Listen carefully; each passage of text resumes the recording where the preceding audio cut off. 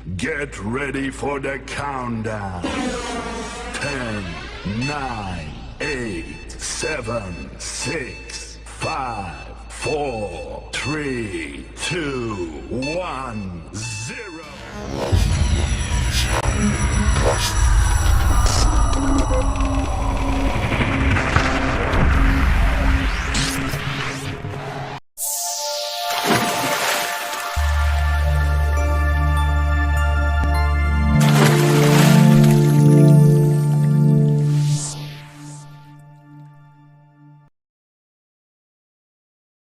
Salam guru penggerak, tergerak, bergerak, dan menggerakkan.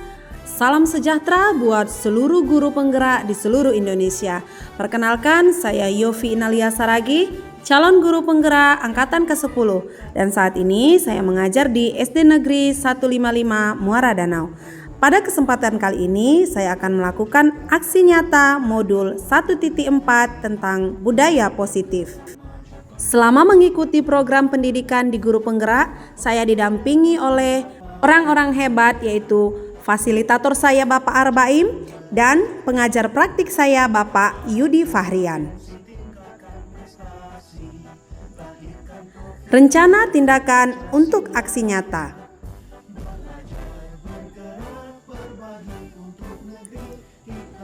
Yang pertama, latar belakang. Budaya positif merupakan perwujudan dari nilai-nilai atau keyakinan universal yang diterapkan di sekolah. Suasana atau budaya yang berkembang di sekolah secara tidak langsung menjadi cermin dan tujuan mulia atau nilai-nilai yang dianut dan diyakini selama ini. Untuk itulah perlunya menciptakan lingkungan positif. Budaya positif adalah suatu proses perjalanan pendidikan yang harus kita jalani, karena ini merupakan tanggung jawab kita sebagai seorang guru dan sebagai seorang pemimpin pembelajaran. Suatu lingkungan yang aman dan nyaman akan memberikan murid kesempatan dan kebebasan untuk proses dan belajar sehingga mampu menerima dan menyerap suatu pembelajaran. Karenanya, sebagai guru harus mampu menciptakan suasana atau lingkungan positif yang sudah tentu berpihak kepada murid. Adapun hal yang dapat dilakukan yaitu dengan membuat kesepakatan atau keyakinan kelas atau sekolah. Semua pihak terkait harus menerapkan keyakinan tersebut agar menjadi sebuah kebiasaan sehingga terwujudnya budaya positif di sekolah. Selanjutnya, tujuan aksi nyata. Yang pertama yaitu menciptakan murid yang merdeka dan disiplin diri yang kuat. Kemudian yang kedua, menumbuhkan budaya positif di sekolah dengan meyakini nilai-nilai kebijakan universal. Tolak ukur keberhasilan aksi nyata saya yaitu terbentuknya keyakinan kelas melalui kegiatan kesepakatan kelas yang dilakukan wali kelas dan siswa. Kemudian siswa mampu menerapkan dan menjalankan keyakinan kelas yang dibuat. Selanjutnya, lini masa tindakan. Adapun langkah-langkah tindakan yang akan saya lakukan, yang pertama, menghadap kepala sekolah untuk menjelaskan pentingnya penanaman budaya positif dan keyakinan kelas di sekolah, serta meminta izin untuk mendiseminasikan bersama rekan guru. Kemudian yang kedua, mengumpulkan rekan guru untuk melakukan diseminasi pemahaman materi budaya positif atau keyakinan kelas dan segitiga restitusi. Yang ketiga, berkoordinasi dan berkolaborasi dengan wali kelas untuk membuat keyakinan kelas di kelas masing-masing. Yang keempat, memantau, merefleksi, dan mengevaluasi keyakinan kelas yang telah dibuat. Berikut adalah dukungan yang dibutuhkan. Yang pertama yaitu dukungan dari kepala sekolah, rekan guru, serta murid agar tindakan yang telah disusun dapat dilakukan secara lancar dan menyeluruh. Kemudian dibutuhkannya sarana dan prasarana untuk menumbuhkan budaya positif di sekolah. Kemudian orang tua dalam melakukan budaya positif. Berikut ini merupakan kegiatan diseminasi di sekolah mengenai pemahaman dan pengalaman budaya positif.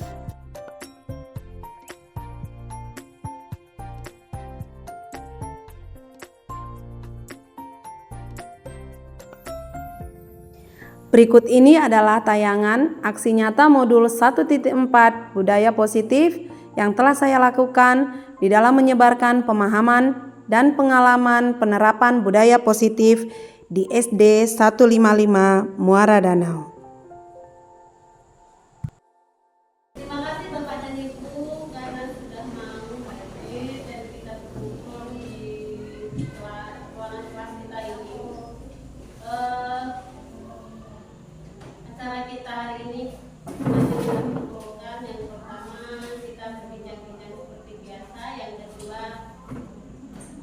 kita memberikan ruang kepada Ibu Yofi untuk mendiseminasikan hasil belajarnya dari kegiatan TGP, ya, didiseminasikan kepada kita. Jadi walaupun kita nggak membaca modulnya, tapi kita dapat ilmunya dikit walaupun, ya. Jadi nggak usah lama-lama, nggak usah panjang-panjang. Bincang kita lanjutkan nanti tentang apa, kita takutnya nanti mati lampu kasih Bu Yofi. Jadi kita berikan waktu ke Bu Yofi untuk memaparkan terlebih dahulu hasil belajarnya kepada kita, ya Bapak dan Ibu. Kepada Bu Yofi dipersilakan. Baiklah Bapak dan Ibu, pertama sekali saya mengucapkan puji dan syukur atas kehadiran Tuhan karena berkatnya saya dan kita semua boleh berkumpul di ruangan ini. Yang saya hormati Ibu Kepala Sekolah dan yang saya hormati rekan guru yang ada di sini. Saya berterima kasih kepada Bapak Ibu guru yang telah memberikan waktu atau meluangkan waktunya untuk berada di tempat ini, di mana pada kesempatan ini saya akan mendiseminasikan hasil dari modul yang saya pelajari dalam program guru penggerak, yaitu tentang budaya positif atau disiplin positif, di mana budaya positif atau disiplin positif ini nantinya bisa kita terapkan di lingkungan sekolah kita. Nah Bapak Ibu, pada saat ini saya akan berbagi bersama Bapak Ibu rekan guru. Mudah-mudahan apa yang saya bagi, ilmu yang saya dapat selama saya mengikuti program pendidikan guru penggerak, khususnya di modul tentang budaya positif ini, saya bagi dengan Bapak Ibu dan dapat bermanfaat dan dapat diterapkan di sekolah kita nantinya. Baik saja Bapak Ibu, langsung saja saya lanjutkan kegiatan ini. Pada kesempatan ini saya akan melakukan aksi nyata di modul 1.4 tentang budaya positif. Nah, apa yang melatar belakangi saya untuk melakukan tindakan budaya positif? Nah, Bapak Ibu, adapun latar belakangnya yaitu kita tahu budaya positif merupakan perwujudan dari nilai-nilai atau keyakinan universal yang diterapkan di sekolah. Suasana atau budaya yang berkembang di sekolah secara tidak langsung menjadi cerminan dan tujuan mulia untuk nilai-nilai yang dianut dan diyakini selama ini. Untuk itulah perlunya menciptakan lingkungan yang positif di sekolah. Budaya positif adalah suatu proses perjalanan pendidikan yang harus kita jalani, karena ini merupakan tanggung jawab kita Bapak Ibu sebagai guru, di mana kita sebagai guru, sebagai pemimpin di dalam pembelajaran. Nah, suatu lingkungan yang aman dan nyaman akan memberikan murid kesempatan dan kebebasan untuk berproses dalam belajar, sehingga mampu menerima dan menyerap suatu pembelajaran. Karena itu, sebagai guru harus mampu menciptakan suasana atau lingkungan positif yang sudah tentu berpihak kepada murid. Adapun hal yang dapat dilakukan yaitu dengan membuat kesepakatan atau keyakinan kelas atau sekolah di semua pihak. Yaitu kesepakatan itu terkait dan harus menerapkan keyakinan menjadi sebuah kebiasaan sehingga terwujudnya budaya positif di sekolah kita. Nah, Bapak Ibu, topik sampaikan pada hari ini adalah di sini kita sebagai seorang guru itu, sebagai seorang guru yang baik, kita harus memiliki kemampuan dalam mewujudkan budaya positif di sekolah. Budaya positif tersebut dapat dijalankan dengan menerapkan yang pertama. Jadi kalau kita ingin menciptakan budaya positif di sekolah kita ini, hal yang kita lakukan yaitu dengan menciptakan disiplin positif, dengan motivasi perilaku manusia, dengan menetapkan diri kita pada posisi kontrol guru, dengan membuat keyakinan kelas atau keyakinan sekolah, dan dengan menerapkan segitiga restitusi. Nah, yang pertama disiplin positif. Kalau kita pikir apa itu disiplin positif? Nah, disiplin positif yaitu merupakan suatu cara dalam menerapkan disiplin yang mengajarkan anak-anak bertanggung jawab dan menumbuhkan kesadaran diri berdasarkan nilai-nilai kebajikan. Nah, disiplin positif ini juga lebih ke arah disiplin yang dapat mengkontrol diri dalam melakukan segala tindakan. Di sini disiplin positif juga dapat membuat murid memahami dan menyadari berdasarkan motivasi internal bukan akibat paksaan, ujian atau hukuman. Jadi ketika kita menerapkan disiplin positif Bapak Ibu kepada anak-anak, di sini bukan karena anak-anak itu merasa kita paksa, bukan karena adanya hukuman, bukan ingin mendapatkan pujian gitu. Nah, motivasi perilaku manusia.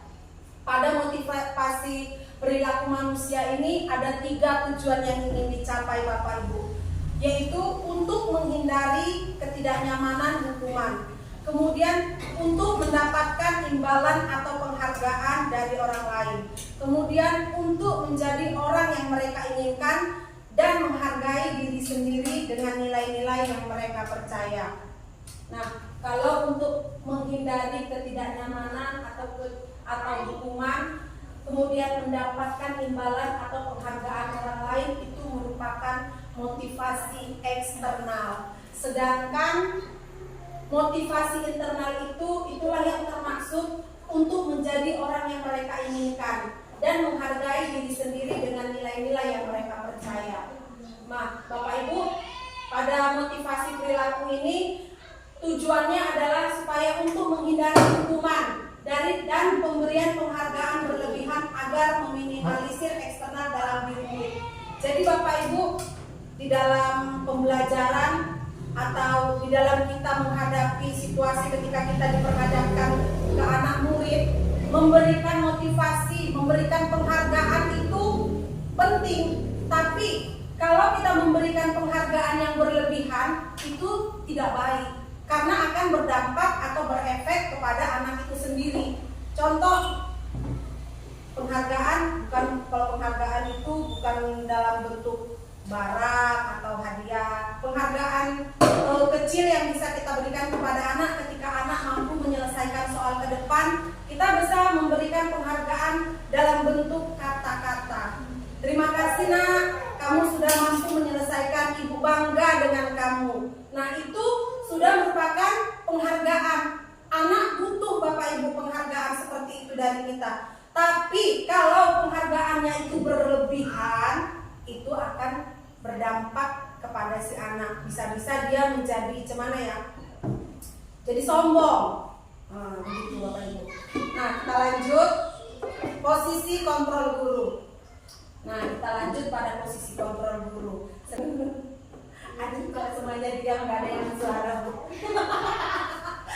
Apakah aku terlalu serius? Mereka lagi fokus. Oke lah, karena terlalu fokus, Bapak ya Bu, ice breaking. Ini udah tak karang-karang ini ice breaking ini. Ini ada ice breaking sebentar. Jadi ice breakingnya seperti ini. Kita menyambung kata. Menyambung kata, satu orang kemudian disebut namanya. Contoh mulai dari saya. Contoh, saya yakin, baru saya bilang Bu Siti melanjutkan kata yang saya lakukan, tapi menambahkan satu kata. Jadi Bu Siti bilang saya yakin mampu, baru terserah Bu Siti. Contohnya Bu Dewi. Jadi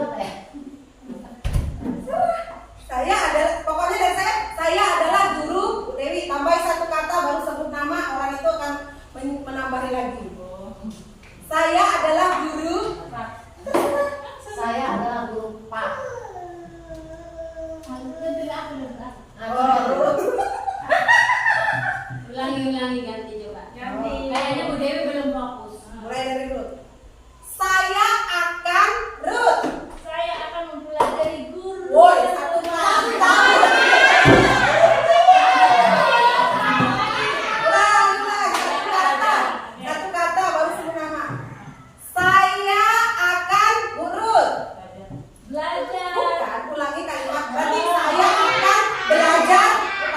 Berarti saya akan belajar menjadi guru. Sosok ada dulu. Ya, orang. Konsentrasi. Konsentrasi. Konsentrasi dimulai. Saya akan urut. Saya akan Ya, Oke, ulang. Saya akan urut. Saya akan yang terbaik. Yang terbaik itu udah kata. Nanti dulu. Oh, dari aku, dari Mungki. Panjang ya, biar stres. Saya akan memutih.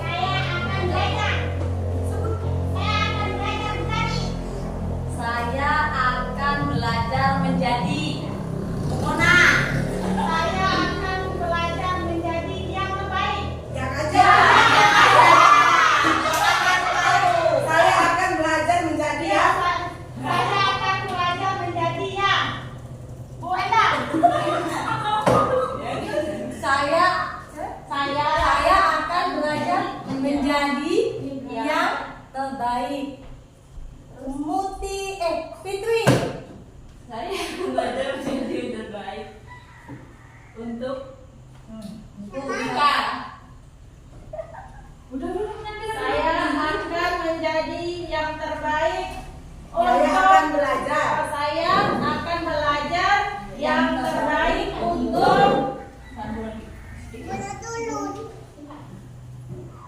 siswa. Iya. Untuk siswa. Jun. Maju Ibu belakang. sekolah. Tapi mau makin panjang ngeri yang paling belakang ini. Saya akan ya kan benar tadi? Iya. Saya akan belajar menjadi yang terbaik untuk siswa berprestasi. Jul. Saya akan eksis.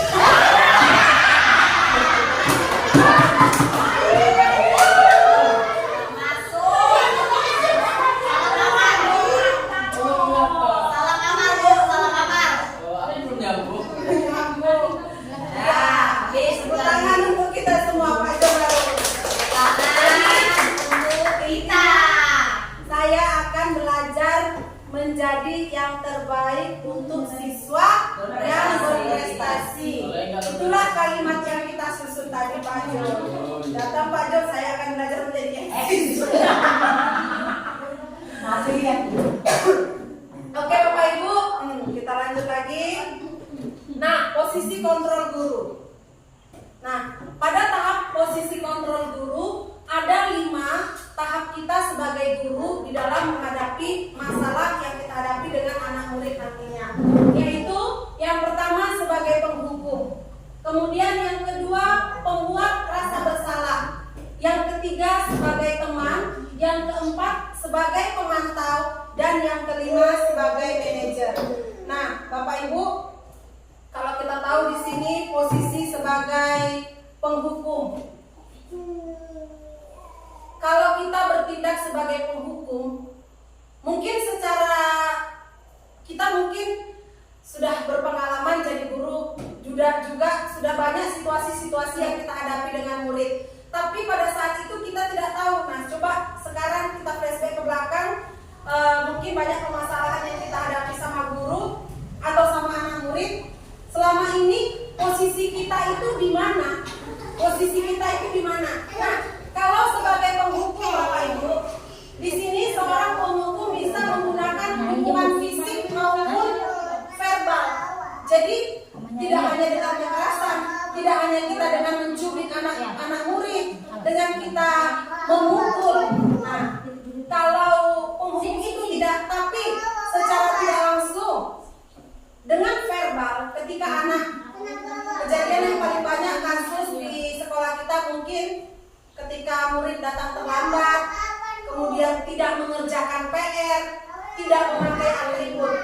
Mungkin selama ini posisi kita, awas ya kalau nggak kooperatif Pak Ibu yang buat ya, secara tidak langsung ketika kita melontarkan kalimat seperti itu Bapak Ibu, di situ kita sudah berperan sebagai posisi sebagai penghukum.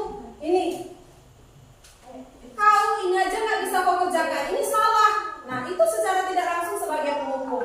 Kemudian selalu yang terakhir selesai. Kau, cuman kau semalam kau terlambat, hari ini kau terlambat, teruslah kau terlambat sambil kita cubit. Secara tidak langsung Bapak Ibu, disitulah posisi kita sebagai penghukum. Nah kemudian pada posisi merasa bersalah. Nah contoh kalimatnya, ibu kecewa nak sama kamu, hari-hari kau nggak buat PR, itu aja. Nah dengan melontarkan kata seperti itu, secara tidak langsung kita membuat rasa bersalah kepada anak murid. Tapi kadang anak murid ini nggak, dan ini yang dia dibilang kayak gitu pun acuh tak acuh, merasa tidak mau tahu juga. Nah kemudian berapa kali Bapak harus memberitahu kamu ya? Terus gimana coba kalau orang tua kamu tahu kamu berbuat begini? Nah pada posisi ini murid akan memiliki penilaian diri yang buruk tentang diri mereka. Kemudian murid merasa tidak berharga dan telah mengecewakan orang yang telah disayangi. Nah pada posisi teman, kalau di posisi teman ini lebih cenderung ke anak SMK atau anak SMA atau anak SMP Bapak Ibu, karena mungkin dari tingkatan usia. Jadi ketika menghadapi anak murid yang bermasalah, jadi kadang-kadang mereka melontarkan kata, ayolah bantu demi Bapak, ayolah nak, ingat bantuan Bapak selama ini. Ya sudahlah, kali ini tidak apa-apa, nanti ibu bantu bereskan. Pada posisi teman ini lebih cenderung ke guru SMP atau guru SMA. Tapi bukan berarti pada posisi ini tidak bisa ditempatkan di SD, bisa Bapak Ibu. Nah kemudian pemantau. Nah pada posisi pemantau ini, di sini guru memantau, berarti mengawasi. Pada saat kita mengawasi, di sini kita bertanggung jawab atas perilaku orang-orang yang kita awasi. Posisi pemantau berdasarkan pada peraturan dan konsekuensi. Nah, kalimat pertanyaan yang sering kita lontarkan kepada anak pada posisi pemantau yaitu, peraturannya apa? Apa yang telah kamu lakukan? Sanksi atau konsekuensi apa yang akan ibu berikan kepadamu? Nah yang terakhir posisi manajer. Pada posisi manajer adalah posisi di mana guru berbuat sesuatu bersama dengan murid, mempersilakan murid mempertanggungjawabkan perilakunya, mendukung murid agar dapat menemukan solusi atas permasalahannya sendiri. Nah pada posisi manajer inilah murid diajak untuk menganalisis kebutuhan dirinya maupun kebutuhan orang lain.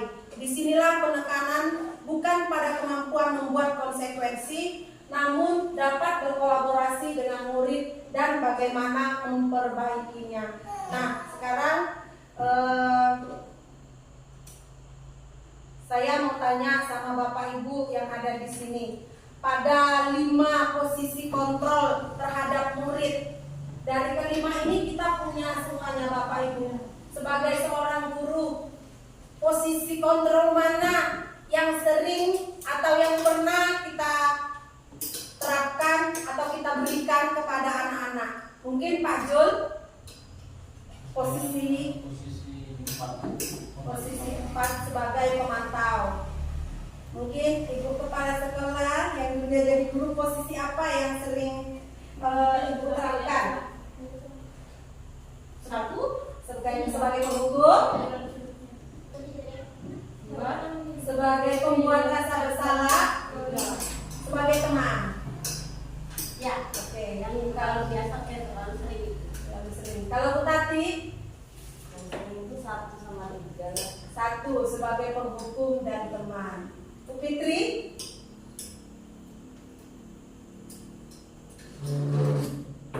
Atau sebagai penghukum, pembuat rasa bersalah, penghukum.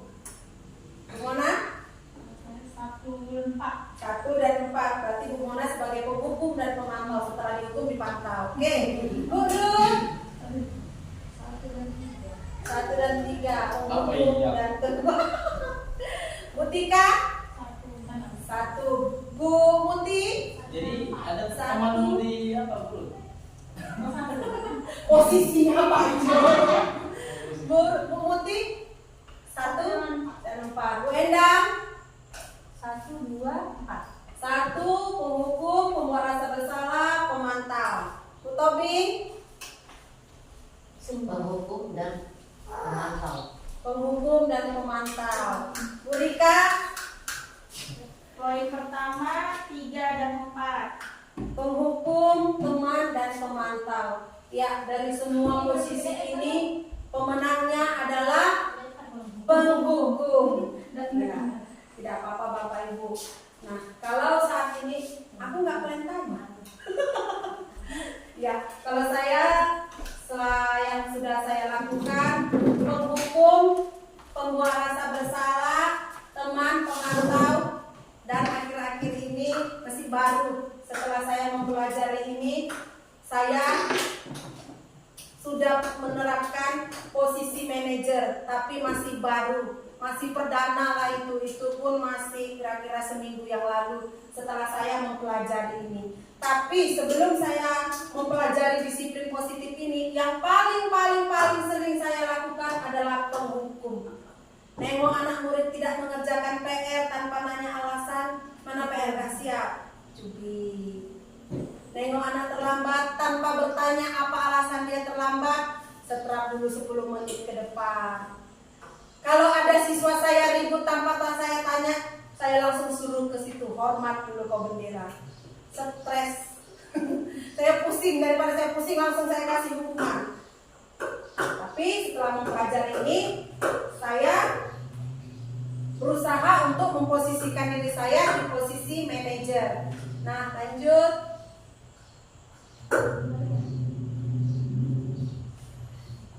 Nah, kita lanjut ya Bapak Ibu sebelum kita jeda. Posisi kontrol guru.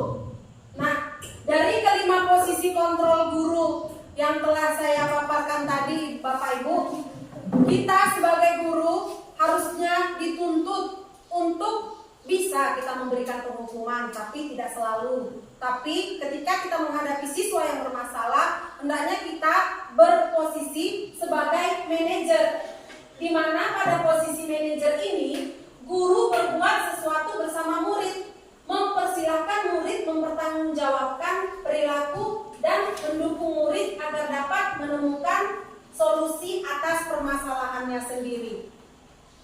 Posisi manajer mengacu pada segitiga restitusi atau restitusi. Nah, nanti dari posisi kontrol ini baru kita ke segitiga restitusi. Bagaimana cara kita menghadapi atau menangani siswa-siswa yang bermasalah. Posisi manajer mengacu pada restitusi yang dapat menjadikan murid sebagai manajer bagi dirinya sendiri, sehingga tercipta identitas positif yang berhasil pada diri murid.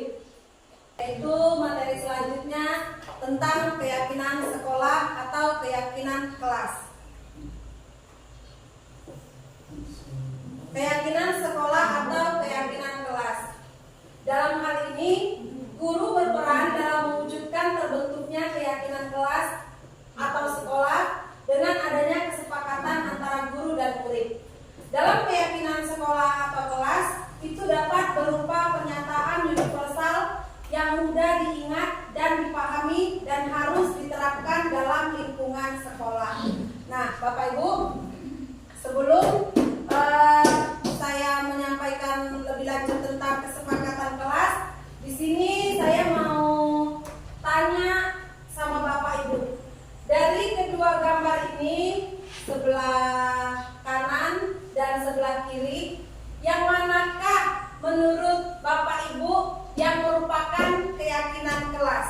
Yang di sebelah kiri atau yang di sebelah kanan? Kalau di sebelah kanan ini kesepakatan kelas, datang tepat waktu mengucapkan salam, menjaga kebersihan sekolah.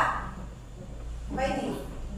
Berdoa sebelum dan sesudah kegiatan, aktif dalam pembelajaran. Yang di sebelah kiri, kesepakatan kelasnya, kami guru dan murid yang saling menyayangi. Kami murid yang semangat belajar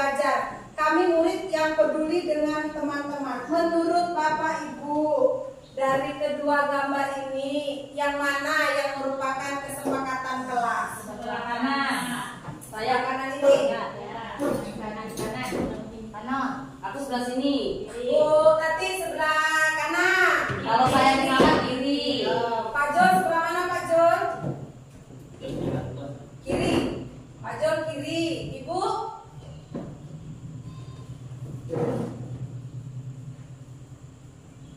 Yang mana merupakan kanan? Yang merupakan kesepakatan kelas, kesepakatan kanan. Bu Tati kanan. Kiri. Ruth kiri. Bu Mona? Kanan. Oh kanan. Pak John kiri.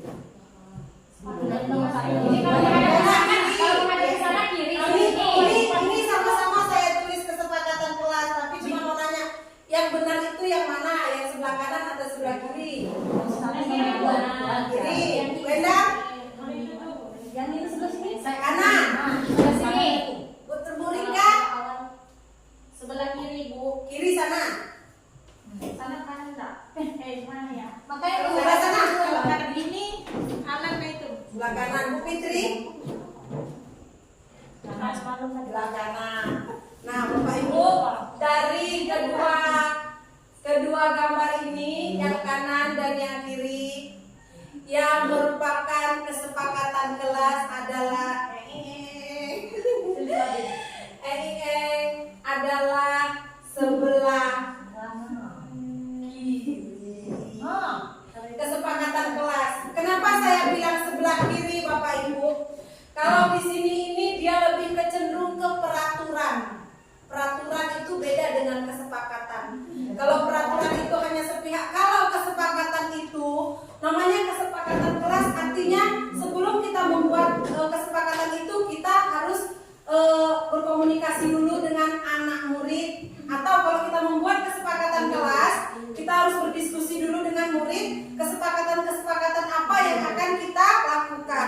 Kalau kita membuat kesepakatan sekolah, kita bisa berdiskusi dengan rekan-rekan guru tentang peraturan yang akan kita lakukan. Contoh kalau ini, datang tepat waktu mengucapkan salam.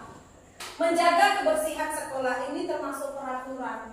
Kalau kesepakatan kelas, kami guru dan murid yang saling menyayangi. Berarti sebelumnya mereka sudah antara guru dan murid sudah berdiskusi membuat kesepakatan yang ada di dalam kelas. Kami murid yang semangat belajar. Kami murid yang peduli dengan teman-teman. Nah, Bapak Ibu, berhubung ini sudah di akhir tahun, nanti di tahun ajaran baru, tidak ada salahnya atau boleh kita mulai dari diri kita sendiri. Di awal tahun ajaran baru nantinya kita memulai untuk membuat kesepakatan di kelas kita. Kita ajak murid itu untuk berdiskusi.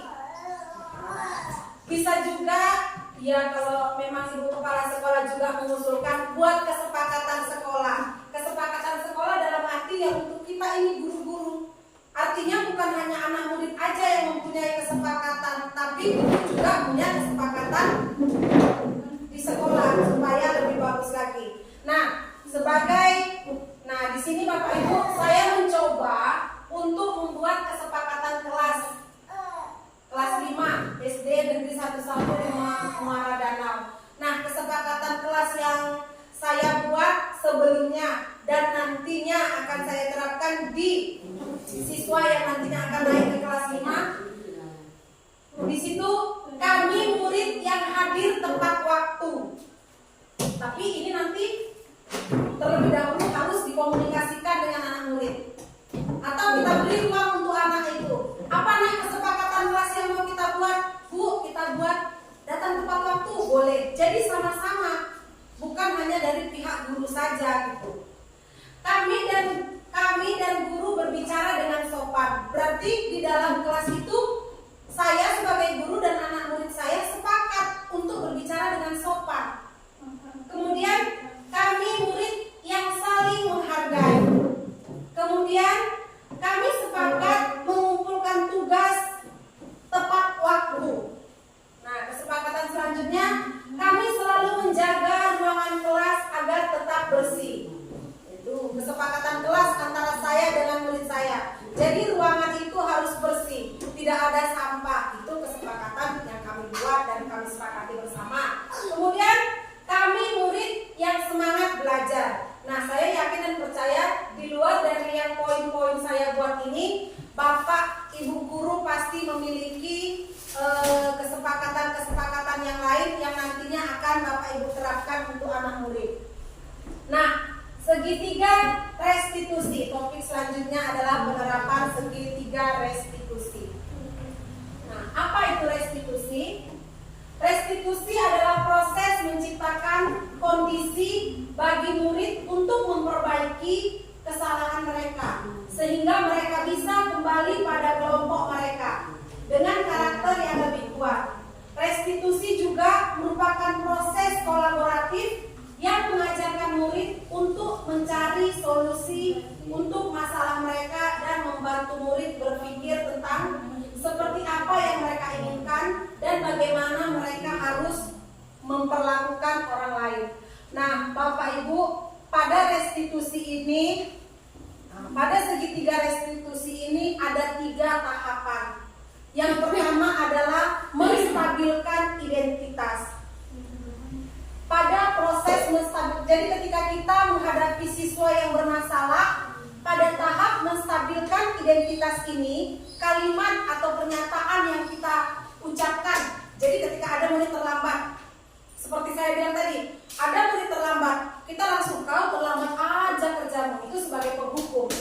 Nah, ketika kita dituntut sebagai posisi sebagai manajer, maka kita harus menerapkan segitiga restitusi. Tahapan yang pertama, ketika anak salah, kita harus menstabilkan identitas. Kalimat yang kita gunakan nantinya adalah, Ibu tahu nak, kamu bukan satu-satunya yang pernah melakukan ini. Setiap orang pasti pernah melakukan kesalahan. Nah, itu bisa kita lontarkan. Tahapan yang kedua adalah validasi tindakan yang salah. Pada tahap ini, kalimat yang kita gunakan bisa, kamu tentu punya alasan mengapa melakukan itu. Adakah cara yang lebih efektif untuk mendapatkan apa yang kamu butuhkan? Nah, pada tahap yang ketiga adalah menanyakan keyakinan. Pada tahap ini kita bisa bertanya kepada anak-anak nilai-nilai apa yang telah disepakati. Terus kamu ingin menjadi orang seperti apa? Nah, baiklah Bapak Ibu, sebelumnya di sini untuk penerapan segitiga restitusi, saya ingin melihatkan video yang saya lakukan. Mungkin belum sempurna, tapi setidaknya saya sebagai guru sudah berusaha untuk memposisikan diri saya pada posisi manajer dan menerapkan segitiga restitusi. Boleh didengar dan diperhatikan. Beginilah praktik penerapan segitiga restitusi dengan 2 skenario permasalahan yang telah saya lakukan. Kasus pertama, Topel adalah siswa kelas 5. Dalam beberapa minggu ini, dia sering terlambat ke sekolah, sehingga dia sering ketinggalan beberapa mata pelajaran. Nah, bagaimana tindakan penerapan segitiga restitusi yang saya terapkan?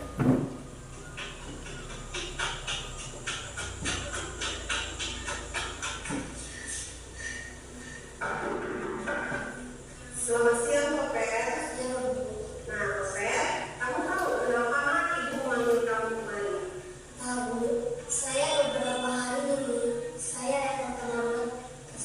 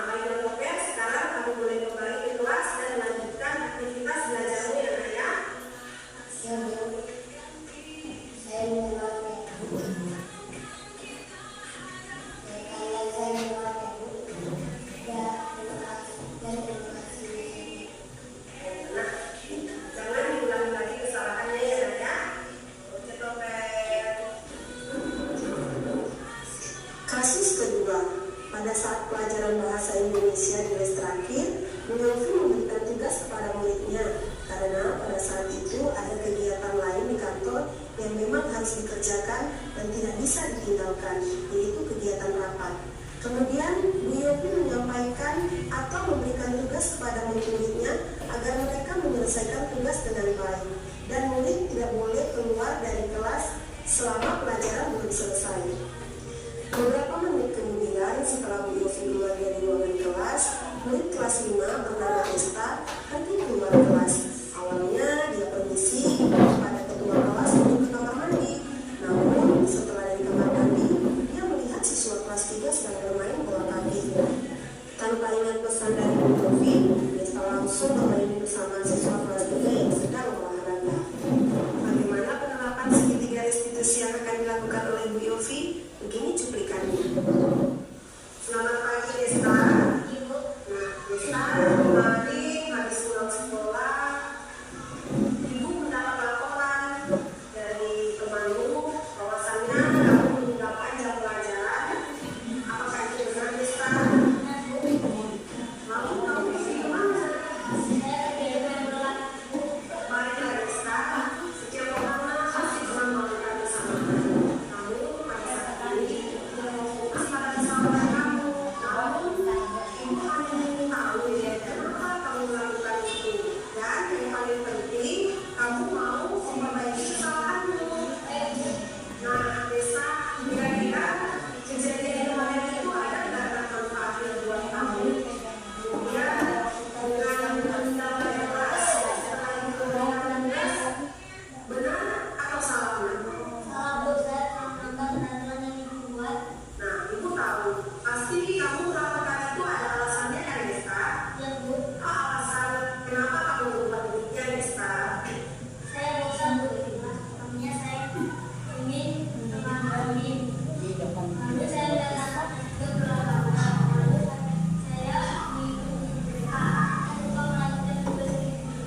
Nah, Desta, apakah kegiatan atau tindakan yang kamu lakukan itu?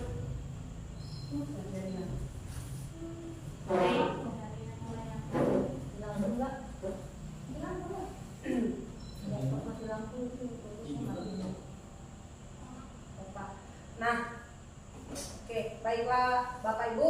Nah, itulah cuplikan atau gambaran dari kegiatan yang saya telah lakukan.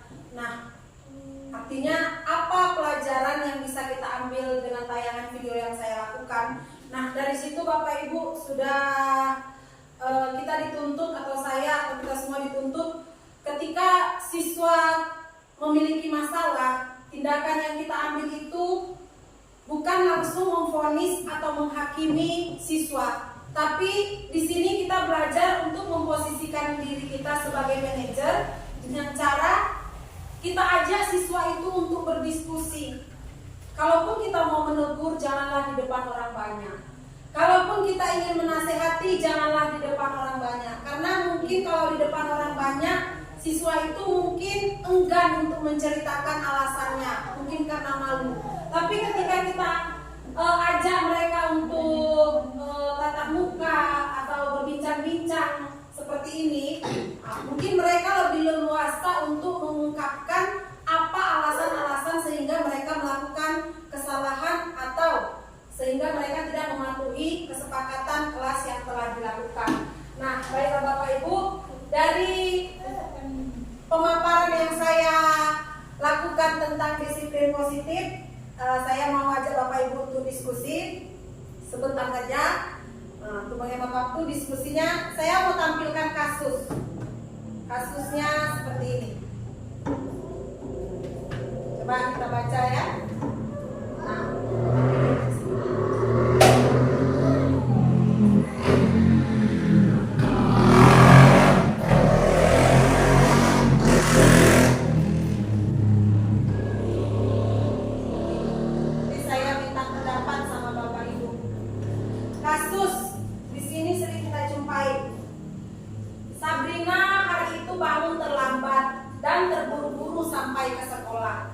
Dia pun akhirnya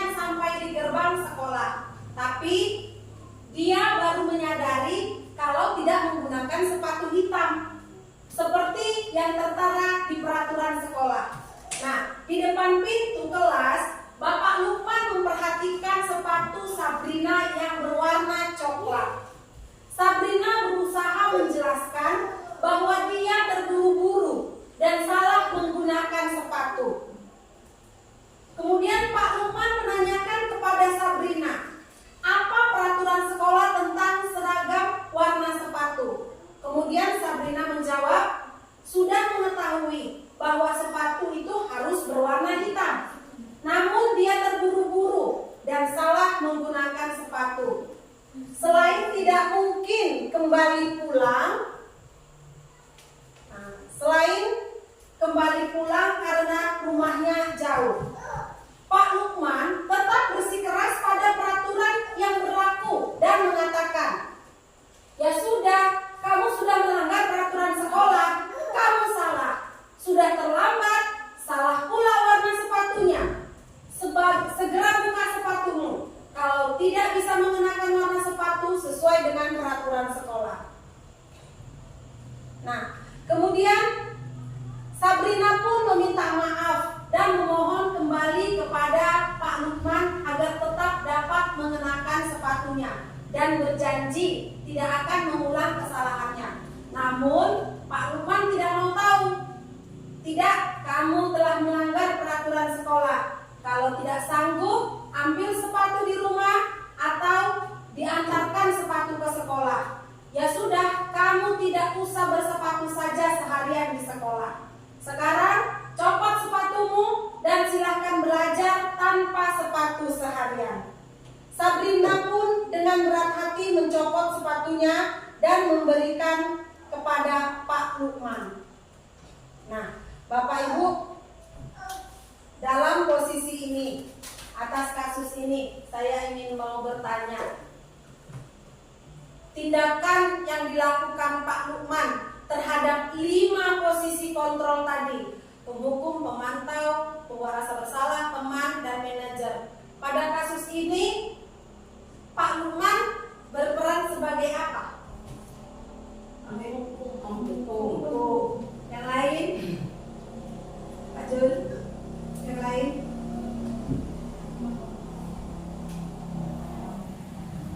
Ya, bisa ya Bu, sebagai penghukum.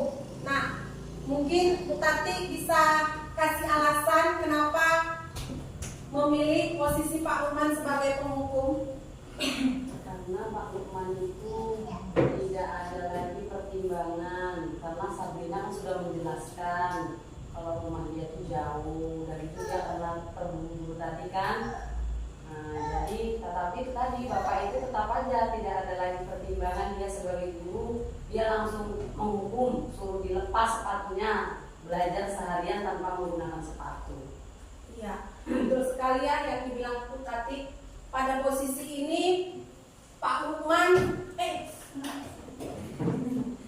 pada posisi ini tindakan yang dilakukan Pak Lukman adalah sebagai penghukum. Kenapa dikatakan penghukum? Karena muridnya sudah menjelaskan, berusaha menjelaskan, namun di sini Pak Lukman tidak mau tahu dari nada.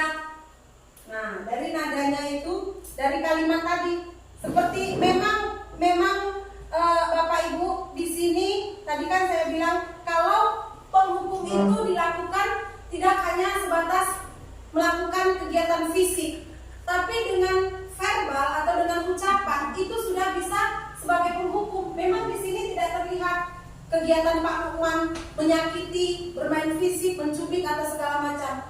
Tapi kalimat Pak Lukman itu dengan katanya tadi, nih di sini. Ya sudah, kamu sudah melanggar peraturan sekolah. Kamu salah.